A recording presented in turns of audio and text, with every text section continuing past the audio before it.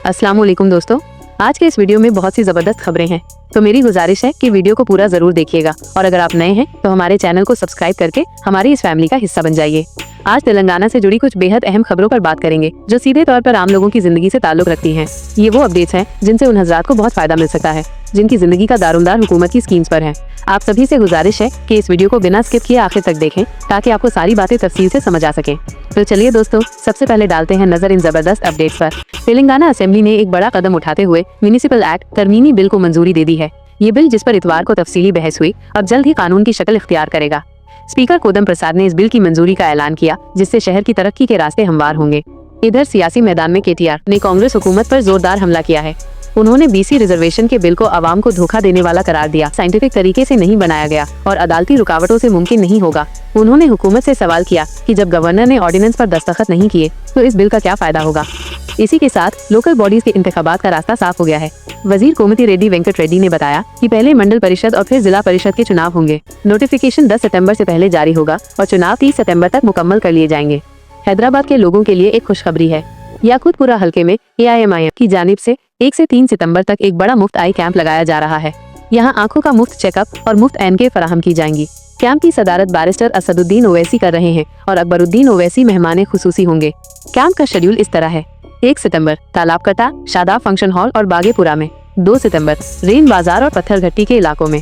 3 सितंबर कुर्मागुड़ा और संतोष नगर में। लेकिन दूसरी जानिब राशन कार्ड का मसला अब भी हल नहीं हुआ है। हुकूमत के वादे के बावजूद 2 लाख से ज्यादा दरख्वास्तें अभी भी पेंडिंग हैं। आवाम का कहना है कि सब कुछ होने के बावजूद, तमाम शराइत पूरी करने के बाद भी उन्हें सिर्फ ओहदेदारान अधिकारियों की सुस्त रवि और सियासी जानिबदारी, पक्षपात का नुकसान उठाना पड़ रहा है। कुछ लोग बीच वाले अफराद को 3 से 4 हजार रुपए देकर नया राशन कार्ड या पुराने कार्ड में नाम दर्ज करवा रहे हैं। जो लोग हुकूमत के भरोसे बैठे हैं उन्हें ऑनलाइन चेक करने पर सिर्फ पेंडिंग स्टेटस ही दिखता है। सरकार ने ऐलान किया है कि 20 सितंबर से पहले जिन्हें कार्ड मिले हैं वही राशन ले पाएंगे।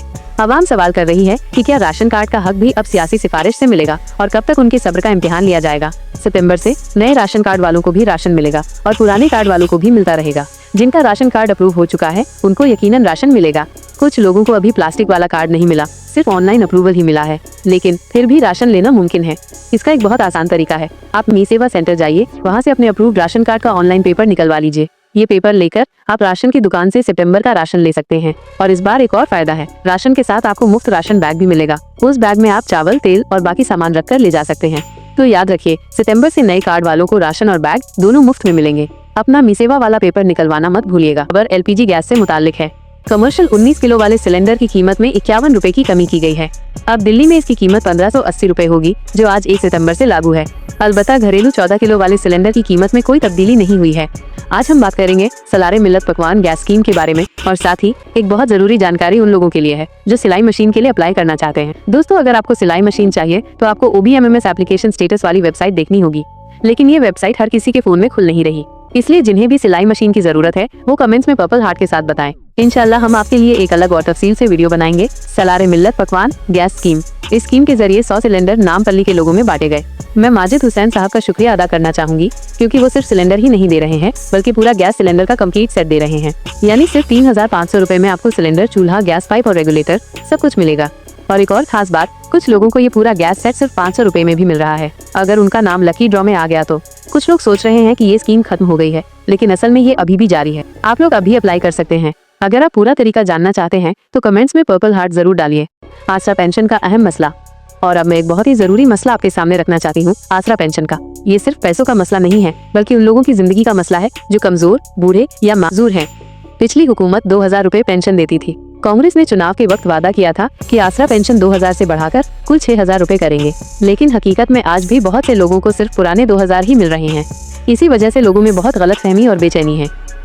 सबसे बड़ी परेशानी आसरा पेंशन के देरी से मिलने की है। कभी 25 को, कभी 28 को और कभी अगले महीने 5 या 7 तारीख को पैसा आता है। जिन लोगों के लिए ये आसरा पेंशन एक सहारा है दवा और खाने पीने के लिए, वो लोग बहुत परेशान हो जाते हैं। आसरा पेंशन भी एक साथ नहीं बांटी जाती, अलग अलग इलाकों में थोड़ा थोड़ा करके दी जाती है। नतीजा ये है कि लोग हर महीने टेंशन में रहते हैं, पेंशन आई या नहीं। और अब सबसे बड़ा सवाल हुकूमत से है। जब महालक्ष्मी स्कीम के पैसे इतनी जल्दी लॉन्च कर दिए गए तो इन कमजोर और बूढ़े लोगों की जिंदगी को आसान बनाने वाली आसरा पेंशन को जरूरी क्यों नहीं समझा गया? क्या ये लोग कम जरूरी हैं? सिर्फ पैसा बढ़ाने का वादा काफी नहीं है। सबसे जरूरी ये है कि आसरा पेंशन हर महीने एक तयशुदा तारीख पर मिले। जैसे सैलरी मिलती है उसी तरह पेंशन भी एक मुकर्रर तारीख पर मिलनी चाहिए, ताकि हमारे बुजुर्ग, माजूर और बेवा लोग अपना खर्चा आसानी से प्लान कर सकें। मेरी गुजारिश है कि अगर हुकूमत सच में लोगों के साथ है तो सबसे पहले इन कमजोर और बूढ़े लोगों की पेंशन को तय और बढ़ाए। इन्हीं लोगों की दुआओं से हमारी रियासत स्टेट आगे बढ़ेगी।